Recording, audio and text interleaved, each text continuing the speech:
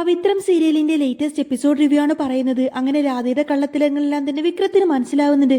എങ്ങനെയെങ്കിലും ഇവിടെ നിന്ന് പോയി കിട്ടിയാൽ മതി എന്നൊക്കെ ചിന്തിച്ചുകൊണ്ട് നിൽക്കുന്ന സമയത്തായിരിക്കട്ടോ വേദയും അച്ഛമ്മയും കൂടി വിക്രത്തിന്റെ അടുത്തേക്ക് വരുന്നത്. അവരെ കാണുന്ന സമയത്തിന് വിക്രം ഇങ്ങനെ ആശ്ചര്യത്തോടെ നിന്നു പോവായിരിക്കും. വിക്രത്തിനെ കാണുന്ന സമയത്തിന് വേദക്ക് ഭയങ്കര സങ്കടം വന്നിട്ട് വേദയുടെ കണ്ണൊക്കെ നിറയുന്നുണ്ട്. ആ സമയത്തിന് അച്ഛമ്മ വിക്രത്തിനോട് പറയുന്നുണ്ട്, മോനെ ഈ കാര്യങ്ങളൊന്നും ഞങ്ങൾ അറിഞ്ഞില്ല, നീ മനഃപൂർവ്വം ഞങ്ങളുടെ മുന്നിൽ നിന്നും പാറി നിൽക്കാണെന്നാണ് ഞങ്ങൾ വിചാരിച്ചത്, നിന്നെ ശരിക്കും ഒളിപ്പിച്ചു വെച്ചത് ആ രാധയാണെന്നിങ്ങനെ അച്ചമ്മ പറയട്ടോ. ആ സമയത്തിന് വിക്രം ഒന്നും മിണ്ടുന്നില്ല.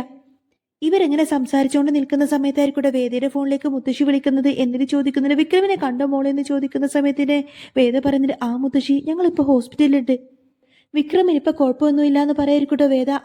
മുത്തശ്ശി ചോദിക്കുന്നുണ്ട്, വിക്രമിന് എന്താ മോളെ ശരിക്കും പറ്റിയത്, ആരെങ്കിലും മനഃപൂർവ്വം അപായപ്പെടുത്തിയതാണോ എന്ന് ചോദിക്കും. അന്നേരം എനിക്കറിയില്ല മുത്തശ്ശി എന്ന് വേദ പറയുന്ന സമയത്തിന് മുത്തശ്ശി പറഞ്ഞിട്ട്, ശ്രീകാന്ത് എങ്ങാനും ഇതിന്റെ പിന്നിലുണ്ടോ എന്ന കാര്യത്തിൽ എനിക്ക് നല്ല സംശയമുണ്ട്, പക്ഷേ നമ്മൾ ആരെയും നേരിട്ട് കാണാതെയും അറിയാതെയും തെറ്റുകാരാനാക്കാൻ പറ്റില്ല എന്ന് പറയാട്ടോ. മോള് വിഷമിക്കാതിരിക്കും, ഞാനിതാ ഉടനെ തന്നെ അങ്ങോട്ടേക്ക് വരാമെന്നൊക്കെ പറഞ്ഞുകൊണ്ടായിരിക്കും മുത്തശ്ശി ഫോണ് കട്ട് ചെയ്യുന്നത്. അങ്ങനെ മുത്തശ്ശി പത്മനാഭനോടും ശ്രീകാന്തിനോടും പറയുന്നുണ്ട്, വിക്രത്തിന് ഒരു കുഴപ്പവും സംഭവിച്ചില്ല, വിക്രം ഇപ്പോൾ ഹോസ്പിറ്റലുണ്ട്, ഞാനിപ്പോൾ ഏതാനും വിക്രമിനെയും വേദമോളെയും കണ്ടിട്ട് വരാമെന്നൊക്കെ പറഞ്ഞുകൊണ്ടതിന് അവിടെ നിന്നങ്ങ് പോവാൻ നോക്കായിരിക്കട്ടെ മുത്തശ്ശി. എന്നാൽ വിക്രമിന് യാതൊരു കുഴപ്പവുമില്ല എന്നറിഞ്ഞതോടുകൂടി തന്നെ ശ്രീകാന്തിനൊരു ഞെട്ടലായിരിക്കും. വേദ നേരെ വിക്രമിന്റെ അടുത്തേക്ക് ചെന്ന് ചോദിക്കുന്നുണ്ട്, ഞാൻ എത്ര തവണ നിങ്ങളെ വിളിച്ചു, നിങ്ങളെ വിളിച്ചപ്പോഴൊക്കെ നിങ്ങളുടെ ഫോൺ സ്വിച്ച് ഓഫ് ആയിരുന്നു, ആ രാധയായിരിക്കില്ലേ നിങ്ങളുടെ ഫോൺ സ്വിച്ച് ഓഫ് ചെയ്ത് വെച്ചത് എന്നിങ്ങനെ വേദ ചോദിക്കുന്ന സമയത്തിന് വിക്രം ഒന്നും മിണ്ടുന്നില്ല. ഇവരിങ്ങനെ സംസാരിച്ചുകൊണ്ട് നിൽക്കുന്ന സമയത്തായിരിക്കട്ടെ വേദേനും മുത്തശ്ശിയും കൂടെ അങ്ങോട്ടേക്ക് വരുന്നത്. ആ സമയത്തിന് അച്ചമ്മ പറയുന്നുണ്ട്, നമ്മളെല്ലാവരും ആഗ്രഹിച്ചതുപോലെ തന്നെ നമ്മുടെ രണ്ടുപേരുടെയും പേരക്കുട്ടികളുടെ കല്യാണം നടക്കാൻ പോവുക, ഇനി ഏതായാലും നമ്മൾ വിഷമിക്കേണ്ട കാര്യമൊന്നുമില്ല, വേദ ഇനി മുതൽ വിക്രമിന്റെ പെണ്ണ, വിക്രം ഇനി വേദയുടെയും സ്വന്തമാണ് എന്നിങ്ങനെ പറയുന്ന സമയത്തിന് വിക്രമും വേദയും കുറച്ചു നേരം പരസ്പരം കണ്ണുമേ വെട്ടാതെ അങ്ങോട്ടും ഇങ്ങോട്ടും ഇങ്ങനെ നോക്കി നിൽക്കുന്നുണ്ട്. അങ്ങനെ വിക്രമിനെ കൂട്ടിക്കൊണ്ട് തന്നെ അച്ചമ്മയും മുത്തശ്ശിയും വേദയും കൂടി തിരിച്ച് വിക്രമിന്റെ വീട്ടിലേക്ക് തന്നെ മുത്തശ്ശിയുടെ കാറിലായിരിക്കും വരുന്നത്. ഇതേ സമയത്ത് തന്നെ വീട്ടിൽ നിന്നിങ്ങനെ നന്ദിനി പറയുന്നുണ്ട്, അച്ഛമ്മയും അവളും കൂടി പോയിരിക്കാണ് വിക്രമിനെ ഇങ്ങോട്ടേക്ക് തിരികെ കൊണ്ടുവരാൻ, അവളിനി ഏത് പാതാളത്തിൽ പോയി നോക്കിയിട്ടും കാര്യമില്ല, വിക്രമിനെ കിട്ടാനൊന്നും പോകുന്നില്ല. ഇത് കേൾക്കുന്ന സമയത്തിന് കമലമ്മക്കത് ദേഷ്യം വരട്ടെ. കമലമ്മ പറഞ്ഞിട്ട്, നീ ഒന്നും മിണ്ടാതിരിക്കും നന്ദിനി, നിന്റെ ആ കരുനാക്ക് വിളിച്ച് നീ ഇങ്ങനെയൊന്നും പറയാതെ. അതേ സമയത്തിന് സുധാകര മാഷ് അങ്ങോട്ടേക്ക് വരുന്നുണ്ട്. കമലമ്മ ഭയങ്കര സങ്കടത്തിലായിരിക്കും. കമലമ്മ ചോദിക്കുന്നുണ്ട്, എന്നാലും വിക്രം എവിടെ പോയതായിരിക്കും മാഷേ, അവൻ എവിടെ പോയാലും എന്നെ വിളിക്കാതിരുന്നിട്ടില്ല, ഇനി ഒരു പക്ഷേ അവൻ എന്തെങ്കിലും സംഭവിച്ചു കാണോ എന്നൊക്കെ ചിന്തിച്ചുകൊണ്ട് തന്നെ കമലമ്മ ആകെ ടെൻഷനിലായിരിക്കും.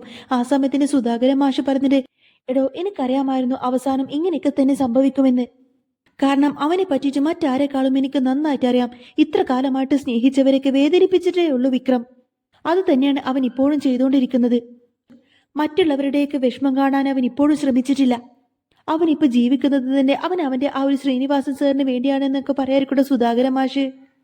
ഇതെല്ലാം കേട്ടുകൊണ്ട് തന്നെ നന്ദിനി പറഞ്ഞിട്ട്, അമ്മ വിഷമിക്കൊന്നും വേണ്ട, വിക്രം മനഃപൂർവ്വം ഇവിടെ നിന്നും മാറി നിൽക്കുന്നത് ആ ഒരു കല്യാണം, വേദയുമായിട്ടുള്ള കല്യാണം നടക്കാതിരിക്കാൻ വേണ്ടി തന്നെയാണ്.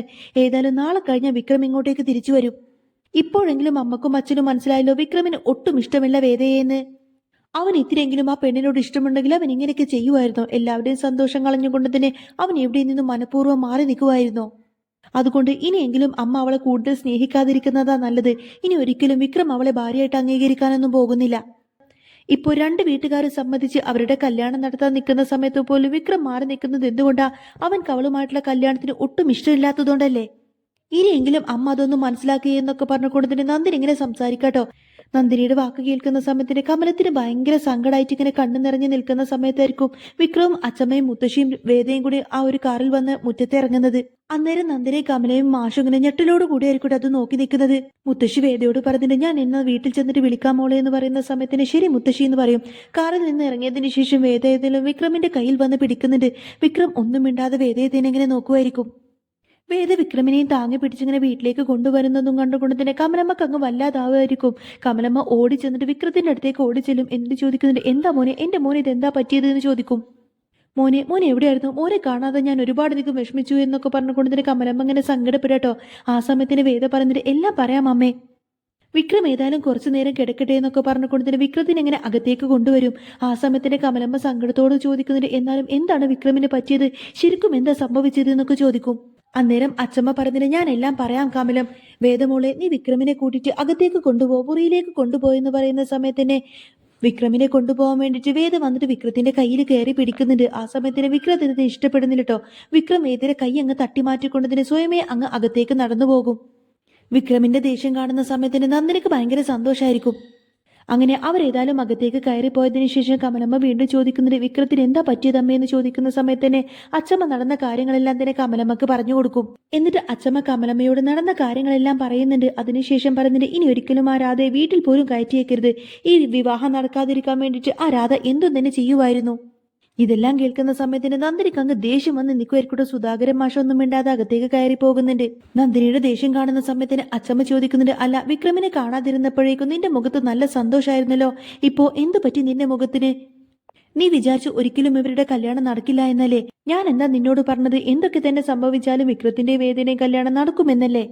ഇനി നീ കൺകുളിർക്കി അങ്ങ് കണ്ടോ, അവരിവിടെ രാധയും കൃഷ്ണനെയും പോലെ തന്നെ സന്തോഷമായിട്ട് തന്നെ ജീവിക്കും. നീ കാലാകാലം ഇങ്ങനെ അസൂയയും കുശുമ്പും കൊണ്ടോ ഇരിക്കത്തേ ഉള്ളൂ എന്നൊക്കെ പറഞ്ഞ് ദേഷ്യപ്പെട്ട് അകത്തേക്ക് കയറി പോവാട്ടെ അച്ചമ്മ.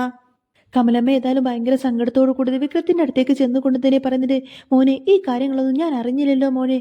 ഞാൻ വിചാരിച്ചു നീ മനഃപൂർവ്വം ഈ ഒരു കല്യാണം നടക്കാതിരിക്കാൻ വേണ്ടിയിട്ട് എങ്ങോട്ടെങ്കിലും മാറി നിൽക്കുമായിരിക്കുമെന്ന്. മോൻ ഏതായാലും റെസ്റ്റ് എടുക്ക്, ഞാൻ ഏതായാലും മോനക്ക് എന്തെങ്കിലും കഴിക്കാനെടുക്കാമെന്നൊക്കെ പറഞ്ഞുകൊണ്ട് തന്നെ കമലമ്മ നേരെ അടുക്കളയിലേക്ക് പോവാണ്. അങ്ങനെ കമലമ്മ അവിടെ നിന്നങ്ങ് പോയതിനു ശേഷം വിക്രത്തിന്റെ അടുത്തേക്ക് വേദ വരട്ടോ. എന്നിട്ട് വേദ ഇങ്ങനെ പറയുന്നുണ്ട് നാളത്തെ ദിവസം കൂടി കഴിഞ്ഞാൽ പിന്നെ നിങ്ങളുടെ ചോര ഊറ്റാൻ എനിക്ക് കുറച്ചും കൂടി സ്വാതന്ത്ര്യം കിട്ടും. വേദയുടെ വാക്ക് കേൾക്കുന്ന സമയത്തിന് വിക്രം ചോദിക്കുന്നത് അല്ല എന്താ നിന്റെ ഉദ്ദേശം എന്ന് ചോദിക്കുന്ന സമയത്തിന് വേദ പറയുന്നത് ഇനി ഏതായാലും നിങ്ങളെ വെറുതെ വിടാനൊന്നും എനിക്ക് ഉദ്ദേശമില്ല. ഇനി ശരിക്കും ഈ വേദ ആരാണ് എന്ന കാര്യം നിങ്ങൾ അറിയാൻ പോകുന്നതേ ഉള്ളൂ. വേദ ചോദിക്കുന്നത് നിങ്ങൾ യക്ഷിയെക്കുറിച്ച് കേട്ടിട്ടുണ്ടോ എന്ന് ചോദിക്കുന്ന സമയത്തിന് എന്ത് എന്ന് ചോദിക്കുന്ന സമയത്തിന് വേദ പറയുന്നത് അതെ, നിങ്ങളുടെ ഈ ഒറ്റക്കുള്ള കറക്കം ഞാൻ അങ്ങ് അവസാനിപ്പിക്കും. നിങ്ങളെ ഇനി മുതൽ വരച്ച വരയിൽ ഞാൻ അങ്ങ് നിർത്തും. ആദ്യം ഈ ദിവസം ഒന്നങ്ങ് കഴിഞ്ഞു കിട്ടട്ടെ. വിക്രം ദേഷ്യപ്പെട്ട് വേദ ഇങ്ങനെ നോക്കുന്ന സമയത്തിന് വേദ പറയുന്നുണ്ട് യക്ഷികളിൽ വെച്ച് ഏറ്റവും സുന്ദരിയും ബുദ്ധിശാലിയും അപകടകാരിയും അതാണ് ഈ ഞാൻ. ഇനി മുതൽ അങ്ങനെ ആവാൻ പോവാണ് ഞാൻ. രണ്ട് കാര്യങ്ങൾക്കാണ് ഈ യക്ഷി ഉപയോഗിക്കുന്നത്. ഒന്ന് വശം കൊണ്ട് മാർഗം ചെയ്യാൻ എന്ന് പറയുന്ന സമയത്തിന് എന്തെന്ന് ചോദിക്കട്ടെ വിക്രം. ആ സമയത്തിന് വേദ പറഞ്ഞിട്ട് ഇനി ഒരിക്കലും ഈ വേദയെ തിളക്കാൻ നിങ്ങളെ കൊണ്ട് പറ്റില്ല. വേദ പറയുന്നതൊന്നും മനസ്സിലാവാതെ വിക്രം ഇങ്ങനെ വേദയെ തന്നെ തുറപ്പിച്ചു നോക്കുന്ന സമയത്തിന് യക്ഷി യക്ഷി മഹായക്ഷി എന്നൊക്കെ പറഞ്ഞുകൊണ്ട് തന്നെ ജീംബൂമ്പ എന്ന രീതിയിലൊക്കെ ഇങ്ങനെ വിക്രത്തിന്റെ മുഖത്തേക്ക് സ്വാഹയൊക്കെ പറയാട്ടോ. എന്നാൽ എന്തൊക്കെയാണ് വേദ കാണിക്കുന്നത് എന്നൊക്കെ ചിന്തിച്ചുകൊണ്ട് തന്നെ ആകെ ഷോക്കായിരിക്കായിരിക്കും വിക്രം. വേദ വീണ്ടും വിക്രമിന്റെ മുഖത്തേക്ക് നോക്കിയിട്ട് നിർത്താതെ ഇങ്ങനെ യക്ഷിമന്ത്രങ്ങളൊക്കെ ചൊല്ലിക്കൊണ്ടിരിക്കുകയാണ്. വീണ്ടും വീണ്ടും യക്ഷിമന്ത്രങ്ങൾ ജപിക്കുന്ന സമയത്ത് തന്നെ വേദ എന്തായി കാണിക്കുന്നത് എന്നൊക്കെ ചിന്തിച്ചുകൊണ്ട് വേദയുടെ മുഖത്തേക്ക് കണ്ണെതുക്കാതെ ഇങ്ങനെ നോക്കിക്കൊണ്ടിരിക്കട്ടെ വിക്രം. വേദ പറയുന്നതെല്ലാം കേട്ടുകൊണ്ട് തന്നെ വിക്രം ആകെ പേടിച്ചു വരച്ച് വേദത്തിന് ഇങ്ങനെ നോക്കി നിൽക്കുമായിരിക്കും. ഒരു നിമിഷം ആകെ സ്തംഭിച്ചു നിന്നൊരു അവസ്ഥയിലായിരിക്കട്ടെ വിക്രം. എന്നാൽ വിക്രമിന്റെ ആ ഒരു അവസ്ഥ കണ്ടിട്ട് വേദ അങ്ങ് പൊട്ടിച്ചിരിക്കുകയാണ്. എന്നിട്ട് ചോദിക്കുന്നത് അല്ല എവിടെ പോയി നിങ്ങളുടെ ആ ഒരു വീറും വാശിയൊക്കെ? എന്താ വിക്രു, ഞാൻ പറയുന്നതൊക്കെ കേട്ടിട്ട് പേടിച്ചു പോയോ എന്ന് ചോദിക്കുന്ന സമയത്തിന് വിക്രം ചോദിക്കുന്നുണ്ട് നീ ഇവിടെ നിന്ന് പോയി തരാവോ, എനിക്കല്ലെങ്കിൽ തന്നെ തലവേദനിച്ചിട്ട് വയ്യ. അന്നേരം വേദ പറഞ്ഞിട്ട് നാളത്തെ ഒരു ദിവസം കഴിയുമ്പോഴേക്കും നിങ്ങളുടെ തലവേദനയൊക്കെ അങ്ങ് മാറിക്കോളും. ഇതിപ്പോ നിങ്ങളുടെ ടെൻഷൻ കൊണ്ടുള്ള തലവേദനയാണ്. നാളെയല്ലേ നിങ്ങൾ എൻ്റെ കഴുത്തിൽ താലി കെട്ടുന്നത്. ഭാര്യ എന്ന് മനസ്സിൽ സങ്കല്പിച്ചുകൊണ്ട് തന്നെ ആത്മാർത്ഥമായിട്ട് നിങ്ങൾ എൻ്റെ കഴുത്തിൽ താലി കെട്ടാൻ പോകുന്ന ആ ഒരു ശുഭമുഹൂർത്തം, ആ ഒരു മുഹൂർത്തത്തിന് വേണ്ടിയാണ് ഞാനും കാത്തിരിക്കുന്നത് എന്നിങ്ങനെ വേദ പറയുന്ന സമയത്തിന് വിക്രത്തിന് ദേഷ്യം വരും. വിക്രം ചോദിക്കുന്നുണ്ട് നീ എന്താ ശരിക്കും എൻ്റെ ഭാര്യയായിട്ട് അങ്ങ് ജീവിക്കാൻ പോവാണോ എന്ന് ചോദിക്കുന്ന സമയത്തിന് വേദ നാണത്തോട് ചോദിക്കുന്നുണ്ട് ഷോ ഇതെന്തൊരു ചോദ്യാ? അതിനു വേണ്ടി തന്നെയല്ലേ നിങ്ങൾ എൻ്റെ കഴുത്തിൽ താലി കെട്ടുന്നത്. നാളത്തെ ഒരു ദിവസം കഴിഞ്ഞാൽ പിന്നെ ഞാൻ പറയുന്നതിനനുസരിച്ചായിരിക്കും നിങ്ങൾ ചലിക്കാൻ പോകുന്നത്. അതിനപ്പുറം എങ്ങാനും നിങ്ങൾ ചലിച്ചാൽ പിന്നെ ഞാൻ ഒരു വടയക്ഷിയായി മാറും. ശരിക്കും നിങ്ങളെ ഞാൻ അങ്ങ് മാറ്റിയെടുക്കും എന്നൊക്കെ പറയായിരിക്കട്ടെ വേദ. ഇത് കേൾക്കുന്ന സമയത്തിന് വിക്രം ഒന്നും ഇടാതെ വേദത്തിന് ഇങ്ങനെ തുറപ്പിച്ചു നോക്കണേ. അതിനുശേഷം വേദ വളരെയധികം സ്നേഹത്തോടു കൂടി തന്നെ വിക്രത്തിന്റെ അടുത്തേക്ക് ചേർന്നിരുന്ന കൂടത്തിന്റെ തോളിലൊക്കെ കൈവെക്കും. എന്നിട്ട് പറയുന്നത് നിങ്ങളൊന്ന് മാറിയിട്ട് നിങ്ങളൊന്ന് നന്നായി കാണാൻ വേണ്ടിയിട്ട് നിങ്ങളുടെ അച്ഛനും അമ്മയും ഒരുപാടധികം ആഗ്രഹിക്കുന്നുണ്ട്. അതൊന്നും ഇപ്പൊ പറഞ്ഞാൽ നിങ്ങൾക്ക് മനസ്സിലാവില്ല. പക്ഷേ എന്നെങ്കിലും ഒരു ദിവസം ആ സ്നേഹം ആ സത്യം നിങ്ങൾ മനസ്സിലാക്കുമെന്നൊക്കെ പറയുന്ന സമയത്തിന് വേദയുടെ കണ്ണിലേക്ക് തന്നെ ഇങ്ങനെ നോക്കി നിൽക്കുന്ന വിക്രത്തിനെ കാണിച്ചുകൊണ്ടാണ് കേട്ടോ ഇന്നത്തെ ഒരു എപ്പിസോഡ് പൂർണ്ണമാവുന്നത്. ഇനി ഏതായാലും പവിത്രത്തിൽ നല്ല അടിപൊളിയായിട്ടുള്ള സൂപ്പർ ആയിട്ടുള്ള ത്രില്ലിംഗ് ആയിട്ടുള്ള എപ്പിസോഡൊക്കെ തന്നെയാണ് വരാൻ പോകുന്നത്. അപ്പോൾ എന്നും ഈ ഒരു ചാനലിലൂടെ അപ്കമിംഗ് എപ്പിസോഡ് ഡെയിലി എപ്പിസോഡൊക്കെ കേൾക്കാൻ താല്പര്യമുണ്ടെങ്കിൽ തീർച്ചയായിട്ടും നിങ്ങൾ എൻ്റെ ചാനൽ സബ്സ്ക്രൈബ് ചെയ്യാനും സപ്പോർട്ട് ചെയ്യാനൊന്നും മറക്കല്ലേ.